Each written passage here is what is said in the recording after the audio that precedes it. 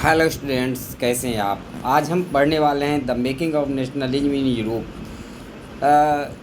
आपके class 10th history के chapter first का 2 वीडियो हम अपलोड कर चुके हैं। तो आप अगर नहीं देखें तो उसे आप देख लें। तो हमने पिछले दोनों वीडियो में, जो फर्स्ट वीडियो था उसमें हमने देखा था कि फ्रेडरिक शोरियो ने किस तरह से अपने एक यूटोपियन फिगर में, पेंटिंग्स में ये दिखाया था कि सारी दुनिया किस तरह से डेमोक्रेटिक और सोशल रिपब्लिक बनने वाली है या बन रही है। और सेकेंड पार्ट में हमने देखा था कि किस तरह से फ्रांस में नेशनलिज्म का उभार हुआ, राइज हुआ और उसने समस्त यूरोप को प्रभावित किया। आज हम इस चैप्टर में पढ़ेंगे कि यूरोप में, देखिए, फ्रांस का प्रभाव तो काफ़ी ज़्यादा था, जिसके कारण यूरोप के देशों में भी नेशनलिज्म का उभार हो रहा था। तो हम इसको 4 पॉइंट में डिस्कस करने वाले हैं कि आखिर यूरोप में जो राष्ट्रवाद की भावना हुई थी वो किस तरह से बलवती हुई और मोनार्किज्म के बजाय नेशन स्टेट की लोग बात करने लगे थे। मिड 18th सेंचुरी यूरोप में नेशन स्टेट्स की अवधारणा नहीं थी। If we know today as Germany, Italy and Switzerland were divided into kingdom, duchies and cantons whose rulers had their autonomous territories जो डच, जर्मनी, इटली और Switzerland अलग अलग kingdom में विभाजित था, जहाँ डच कैंटोन्स जो थे उनके अपने टेरिटरीज थे, अपने रूलर्स थे। पूर्वी और मध्य यूरोप निरंकुश राजतंत्रों के अधीन थे। इन इलाकों में तरह तरह के लोग रहते थे। वे अपने आप को सामूहिक पहचान या किसी समान संस्कृति का भागीदार नहीं मानते थे। अक्सर वे अलग अलग भाषाएं बोलते थे और विभिन्न जातीय समूहों के सदस्य थे। फॉर एग्जाम्पल, ऑस्ट्रिया हंगरी पर शासन करने वाला हैब्सबर्ग एम्पायर में कई अलग अलग क्षेत्र और जनसमूह मिला हुआ था। इनमें से आल्प्स, टेरॉल, ऑस्ट्रिया, सुडेनेटलैंड जैसे इलाके के साथ साथ बोहेमिया भी शामिल था, जहां के कुलीन वर्ग में जर्मन भाषा बोलने वाले ज़्यादा लोग थे। हैब्सबर्ग साम्राज्य में लोम्बार्डी और बोनेसिया जैसे इतालवी भाषी प्रांत भी थे। हंगरी में आधे लोग मैग्यार भाषा बोलते थे, जबकि बाकी लोग विभिन्न बोलियों का इस्तेमाल करते थे। गैलिसिया में कुलीन वर्ग पोलिश भाषा बोलते थे। प्रभावशाली समूहों के अलावा हैब्सबर्ग साम्राज्य की सीमा रेखाओं के भीतर भारी संख्या में खेती करने वाले लोग उनके अंडर में रहते थे, जैसे उत्तर में बोहेमियन और स्लोवाक, कार्नियोला में स्लोवेन्स और दक्षिण में क्रोएट तथा पूरब की तरफ ट्रांसवेलिया में रहने वाले रोमन लोग थे।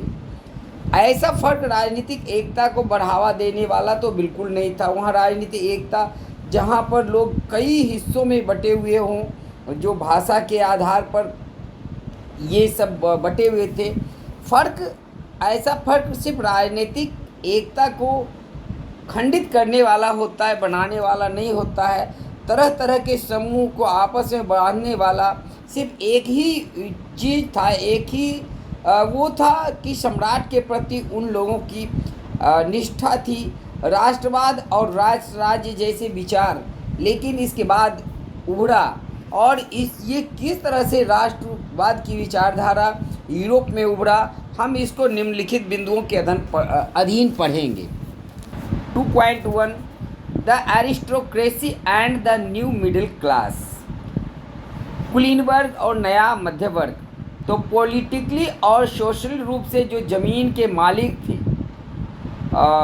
जो उनका उपमहाद्वीप पर, यूरोपीय महाद्वीप पर, कॉन्टिनेंट पर प्रभुत्व था और इसके सदस्य सब एक जीवन शैली से बंधे हुए थे और क्षेत्रीय विभाजन उनमें व्याप्त थी। चारों तरफ वे ग्रामीण इलाकों में जायदाद और शहरी हवेलियों के मालिक थे। राजनीतिक कार्यों के लिए तथा उच्च वर्गों के बीच वे फ्रेंच भाषा का उपयोग करते थे।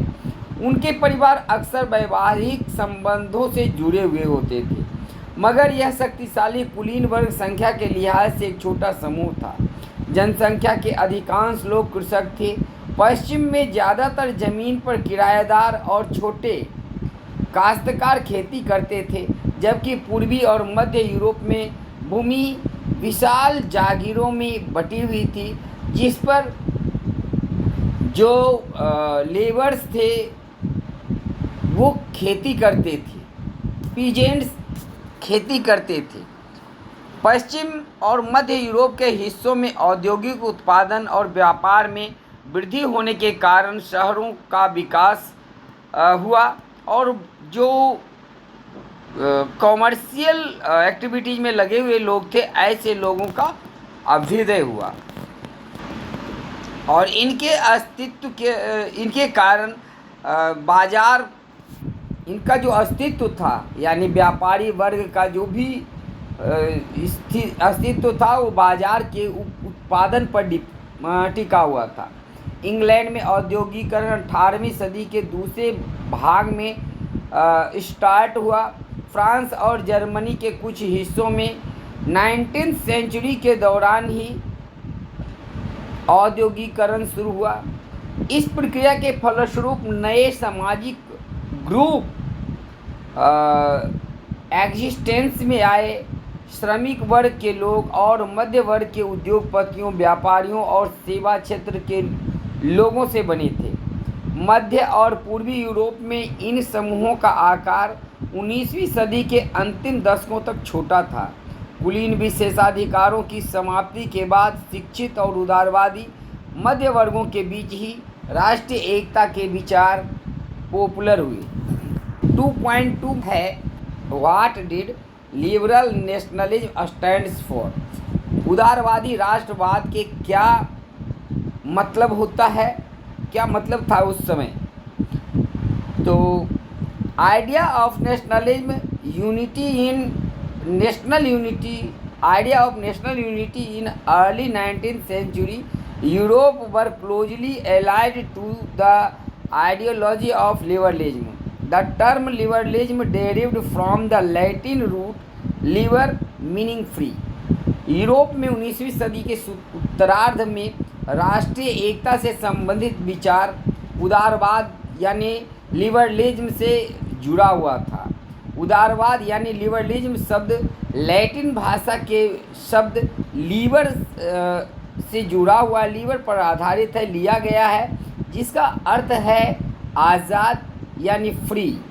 नए मध्यवर्ग के लिए उदारवाद का मतलब था व्यक्ति के लिए आज़ादी और कानून के समक्ष सबकी बराबरी यानी equality before the law. Politically उदारवाद एक ऐसी सरकार पर जोर देता था जो सहमति से बनी हो। फ्रांसीसी क्रांति के बाद से उदारवाद निरंकुश शासक और पोप के विशेषाधिकारों की समाप्ति, संविधान तथा संसदीय प्रतिनिधि सरकार का पक्षधर था, यानी कॉन्स्टिट्यूशनल और पार्लियामेंट्री रिप्रेजेंटेटिव सरकार के सपोर्टर थे वे लोग। 19वीं सदी के उदारवादी निजी संपत्ति के स्वामित्व की अनिवार्यता पर भी बल देते थे, लेकिन यह जरूरी नहीं था कि कानून के समक्ष बराबरी का विचार सबके लिए मताधिकार के सिर्फ सफ्रेज के रूप में हो। यानी ये सही था कि जो फ्रेंच रिवॉल्यूशन हुआ था और जो ये उदारवादी लोग थे वो सबके लिए बराबरी की बात करते थे, लेकिन ये पॉलिटिकली बराबरी की बातें नहीं थी, सबको मताधिकार के पक्ष में ये भी नहीं थी। फ्रांस की राज्य क्रांति के बाद हमने देखा था कि वहाँ पर मत देने और चुने जाने का अधिकार सिर्फ संपत्ति देने वालों पुरुषों को ही था, जो 3 दिन के अपना वैगेज 3 दिन की मजदूरी के बराबर टैक्स चुकाते थे। सिर्फ वैसे लोगों को ही पैसिव सिटीजन्स माना गया था और उन्हीं को वोट देने का हक था, जो जिनके पास प्रॉपर्टी नहीं थी, और महिलाओं को इन वोट देने के अधिकार से वंचित रखा गया था। कुछ समय के लिए जैकोबिन जो मैक्सिमिलियन रोबेस्पियर के शासन के दौरान जो जैकोबिन शासन था उस समय में सभी वयस्क लोगों को मताधिकार दिया गया था। लेकिन जब नेपोलियन ने की सरकार आई, नेपोलियन फ्रांस का चांसलर बना, तो उसने फिर एक बार फिर महिलाओं को अवयस्क बताते हुए उन्हें पिता और पति के अधीन कर दिया। 19वीं सदी और 20वीं सदी के शुरुआती वर्षों में महिलाओं और संपत्ति विहीन पुरुषों ने समान अधिकारों की मांग करते हुए विरोध आंदोलन चलाए। इकोनॉमिक सेक्टर में लिबरलिज्म, बाजारों की मुक्ति और चीज़ों तथा पूंजी के आवागमन पर राज्य द्वारा लगाए गए नियंत्रणों को खत्म करने के पक्ष में था। 19वीं सदी के दौरान जो नया मध्य वर्ग उभर रहा था, उसकी मांग थी कि नियंत्रण को, जो राज्य का नियंत्रण है, उसको ख़त्म कर दिया जाए। 19वीं सदी के पहले भाग में जर्मन भाषी इलाकों में नेपोलियन के प्रशासनिक कदमों से ऐसे क्षेत्र में जहाँ पर नेपोलियन ने जीता था, वहाँ पर कई छोटे छोटे प्रदेशों को मिलाकर 29 राज्यों को मिलाकर एक महासंघ बनाया गया था। इनमें से प्रत्येक की अपनी मुद्रा और नाप तौल की प्रणाली थी। यानी इस महासंघ से पहले जो 39 राज्य थे, उनमें सभी राज्यों की अपनी एक मुद्रा थी और माप तौल की प्रणाली थी। 1833 ईस्वी में हैम्बर्ग से न्यूरेमबर्ग तक जाकर अपना माल बेचने वाले व्यापारी को करीब 11 जगह पर कस्टम ड्यूटी देना पड़ता था और हर जगह पर उनको 5% कस्टम ड्यूटी देना पड़ता था। शुल्क अक्सर वस्तुओं के वजन और आकार के आधार पर लगाए जाते थे। चूँकि हर क्षेत्र की अपनी नापतोल व्यवस्था भी थी, अतः हिसाब लगाने में समय लगता था।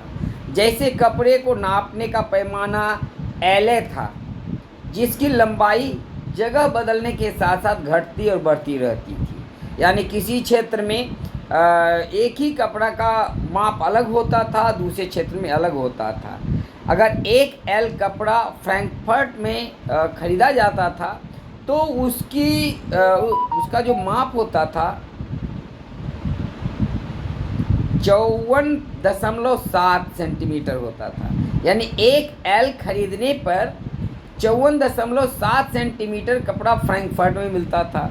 वहीं अगर मेंज में एक एल कपड़े खरीदे जाते थे, तो वहाँ पर 55.1 सेंटीमीटर कपड़े होते थे, जबकि न्यूरेमबर्ग में एक एले 65.6 सेंटीमीटर के थे और फ्राइबर्ग में 53.5 सेंटीमीटर थे। इस तरह से आप देख सकते हैं कि मापतौल नापने का जो पैमाना था, वह फ्रांस के यूरोप के अलग अलग क्षेत्रों में अलग अलग था। जाहिर तौर पर जब व्यापारी एक जगह से दूसरी जगह पर व्यापार करने जाता होगा, तो उसको हर जगह के अनुसार मापतौल को अपनाना पड़ता होगा। नए वाणिज्यिक वर्ग ऐसी परिस्थितियों को आर्थिक लेन देन यानी इकोनॉमिक जो एक्सचेंज होता है और जो डेवलपमेंट में बाधक मानते थे। इसलिए वे चाहते थे कि इसमें एक रूपता होनी चाहिए, पूंजी के आवागमन भी बाधित होनी चाहिए, यानी लोग, वस्तु या पूंजी एक जगह से दूसरी जगह बेरोक टोक आ जा सकें।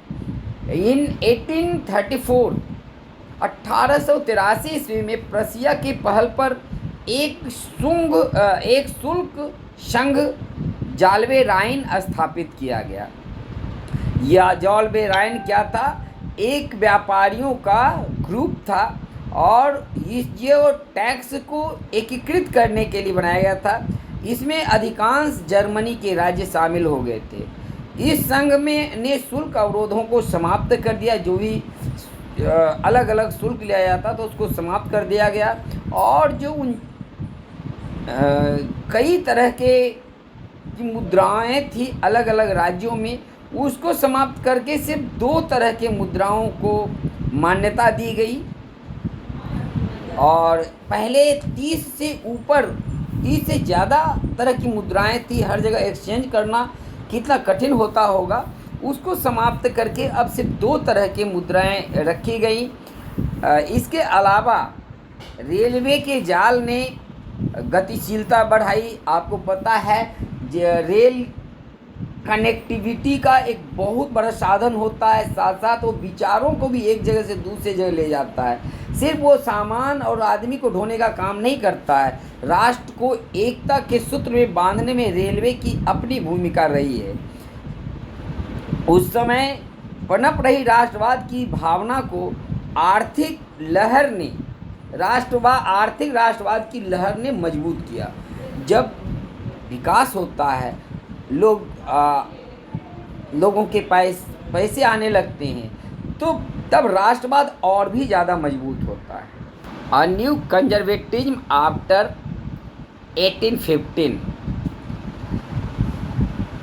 1815 के बाद एक नया कंजर्वेटिज्म यानी रूढ़िवाद फिर से लौट आया।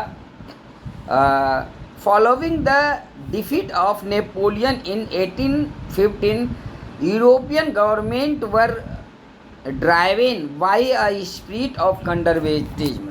1815 में नेपोलियन की हार के बाद यूरोपीय सरकारों ने, जो नई यूरोपीय सरकारें आई थी, वो रूढ़िवादी भावनाओं से प्रेरित थी। और रूढ़िवादी लोग मानते थे कि राज्य और समाज को जो पहले से स्थापित परंपराएं हैं, जैसे राजतंत्र, चर्च, सामाजिक ऊंच नीच, संपत्ति और परिवार को बनाए रखना चाहिए। रूढ़िवादी किसी भी तरह के परिवर्तन के विरोधी थे, लेकिन फिर भी अधिकतर रूढ़िवादी लोग क्रांति से पहले के दौर में वापस नहीं जाना चाहते थे। सत्य है कि जो 1789 से लेकर के 1815 तक के युग में जी लिए हैं, वह फिर उस दौर में, जिसमें डिक्टेटरशिप का जो दौर था, उसमें जाना नहीं चाहते थे।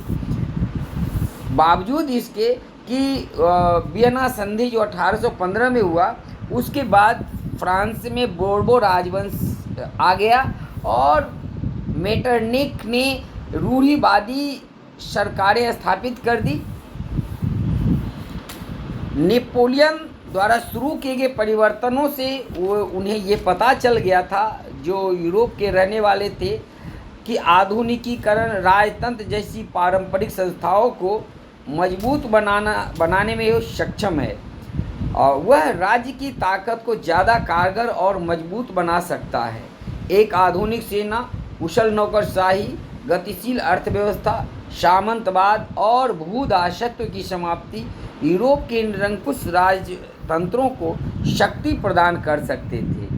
1815 ईस्वी में 1815 ब्रिटेन, रूस, प्रूसिया और ऑस्ट्रिया जैसे यूरोपीय देश, जिन देशों ने मिल करके, ये सारे देश जो थे वो 1815 में जो वाटरलू की लड़ाई हुई थी, उसमें ये सभी देश नेपोलियन के खिलाफ लड़े थे और नेपोलियन को इन लोगों ने हराया था।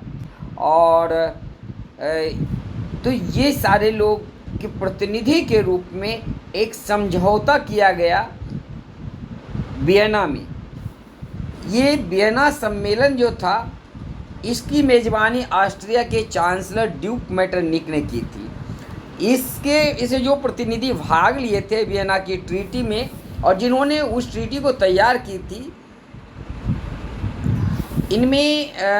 इसमें प्रतिनिधियों ने 1815 की वियना ट्रीटी की तैयार की, जिसका उद्देश्य उन सारे बदलावों को ख़त्म करना था जो नेपोलियनिक वार के दौरान हुए थे। नेपोलियनिक वार के दौरान नेपोलियन ने जीते हुए क्षेत्रों में जो परिवर्तन लाया था, उसको समाप्त करने के पक्ष में ये ट्रीटी हुई थी और इसे प्रस्ताव आए थे।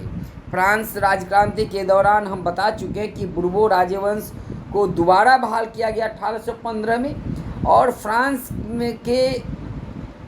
ने उन इलाकों को खो दिया जिन पर कब्जा उसने नेपोलियन के अधीन किया था।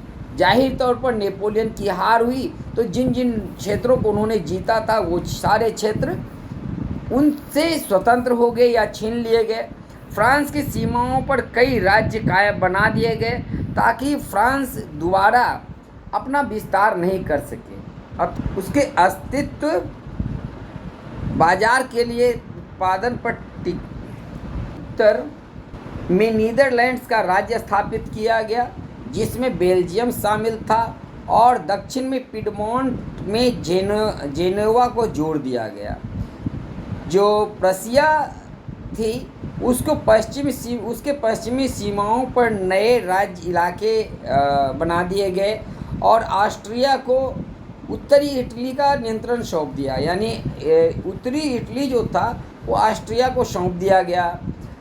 मगर नेपोलियन ने जो 39 राज्यों का जो जर्मन महासंघ स्थापित किया गया था उसको बरकरार रखा गया। पूर्व में रूस को पोलैंड का एक हिस्सा दिया गया जबकि प्रशिया को सक्सेनी का एक हिस्सा दिया गया। इन सभी का मुख्य उद्देश्य था राजतंत्र को बहाल करना। नेपोलियन उन सभी राजतंत्र को या मोनार्क को बहाल करना जिनको नेपोलियन ने बर्खास्त किया था। इसके साथ साथ यूरोप में एक नए कंजर्वेटिव व्यवस्था को बनाने का लक्ष्य भी था। 1815 ईस्वी में रूढ़िवादी शासन व्यवस्थाएं निरंकुश थी। वे आलोचना और असहमति बर्दाश्त नहीं कर सकती थी। जो रूढ़िवादी व्यवस्थाएं होती हैं वो रूढ़िवादी व्यवस्था में मोनार्किज्म था, डिक्टेटरशिप था और डिक्टेटरशिप में किसी भी तरह के आलोचनाएं राजा बर्दाश्त नहीं करता है। उन्होंने उन गतिविधियों को भी दबाना चाहा जो निरंकुश सरकारों की वैधता पर सवाल उठाती थी, यानी सरकार के खिलाफ जो प्रजातांत्रिक डिमांड होता था उनको भी वो कुचलना चाहती थी। ज़्यादातर सरकारों ने सेंसरशिप के नियम बनाए जिनका उद्देश्य अखबारों, किताबों, नाटकों और गीतों में व्यक्त उन विचारों पर नियंत्रण लगाना था जिससे फ्रांसीसी क्रांति से जुड़े स्वतंत्रता और मुक्ति के विचार झलकते थे। यानी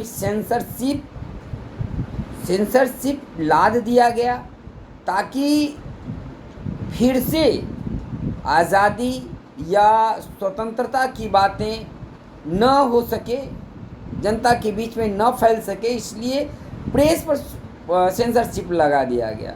लेकिन फिर भी फ्रांसीसी क्रांति की याद में जो यादें थी, देखिए जो हम पिछले समय में जीते हैं वह याद हमसे कोई छीन नहीं सकता कि जब प्रजातांत्रिक सरकारें थी तो किस तरह की सुविधाएं थी, किस तरह से खुशियां थी, वो लोगों को प्रेरित कर रहे थे। और नई रूढ़िवादी व्यवस्था के जो आलोचक थे, राष्ट्रवादी थे, उन्होंने सबसे बड़ा जो मुद्दा उठाया वो था प्रेस की स्वतंत्रता का मुद्दा। इस चित्र को ध्यान से देखिए। इस चित्र में जो हैं वो कई सारे पढ़े लिखे लोग हैं। ये चित्र को कोई अनोनिमस लोगों ने बनाया है।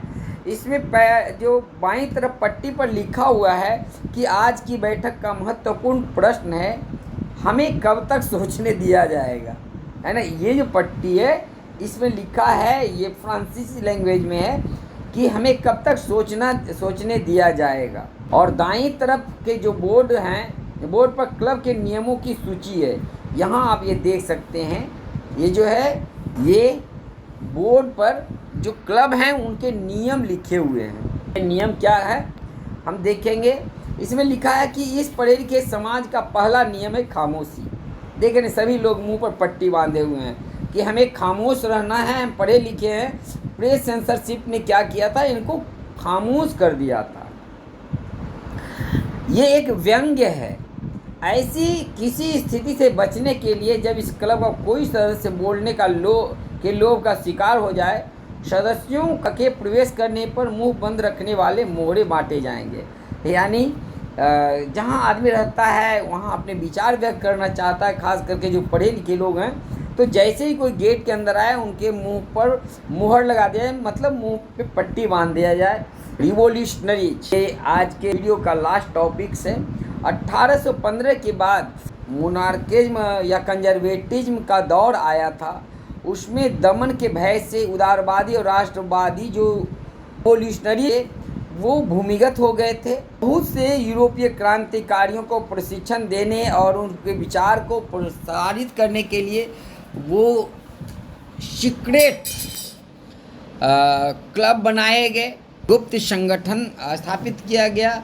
इस समय रिवोल्यूशनरीज होने का मतलब था कि जो निरंकुश राजशाही व्यवस्थाओं का विरोध करने से था, जो वियना कांग्रेस के बाद स्थापित की गई थी।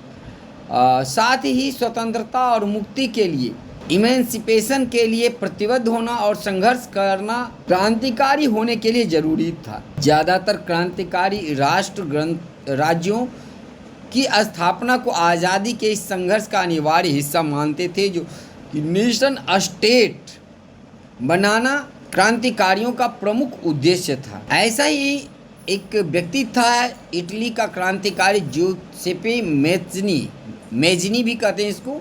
मेज़नी का जन्म 1807 ईस्वी में जेनेवा में हुआ था और वह कार्बोनरी नामक एक सीक्रेट संगठन का सदस्य बन गया था। सिर्फ 24 साल के उम्र में ही लिगुरिया में क्रांति के लिए उसे वहाँ से बाहर कर दिया गया, बहिष्कृत कर दिया गया। उसके बाद उसने 2 भूमिगत संगठन बनाए, पहला मर्सेई में यंग इटली और दूसरा बर्न में यंग यूरोप। इसके सदस्य पोलैंड, फ्रांस, इटली और जर्मन राज्यों में समान विचार रखने वाले युवा थे। आप इस चित्र में देख सकते हैं, ये चित्र गियोकोमो मांगेआरा के द्वारा बनाया गया है। ये जो बैठा हुआ है कुर्सी पर, यही मेज़नी है। मेज़नी को ये विश्वास था कि ईश्वर के मर्जी के अनुसार राष्ट्र ही मनुष्यों की प्राकृतिक इकाई है, यानी जो नेशन स्टेट की अवधारणा पर इसको बहुत ज़्यादा विश्वास था। यह छोटे छोटे इटली के राज्यों को पैबंदों की तरह मानता था और उसे जोड़कर एक राष्ट्रों के एक व्यापक गठबंधन बनाना चाहता था, यानी इटली के एकीकरण, यूनिफिकेशन ऑफ इटली इसके विचार के सबसे बड़े उद्देश्य थे। इसका मानना था कि यह एकीकरण ही इटली की मुक्ति का आधार हो सकता है। उसके मेज़नी के इस मॉडल की देखा देखी जर्मनी, फ्रांस, पोलैंड जैसे देशों में भी बहुत सारे सीक्रेट सोसाइटी कायम किए गए और मेज़नी द्वारा राजतंत्र का विरोध किया गया। प्रजातांत्रिक गणतंत्र के अपने स्वप्न इसने बनाए रखे। मेज़नी ने कंजर्वेटिव्स को भी एक तरह से हरा दिया। मैटरनिख उसको अपना बहुत बड़ा दुश्मन मानता था, खास करके जो कंजर्वेटिज्म था उसका सबसे बड़ा शत्रु समझता था।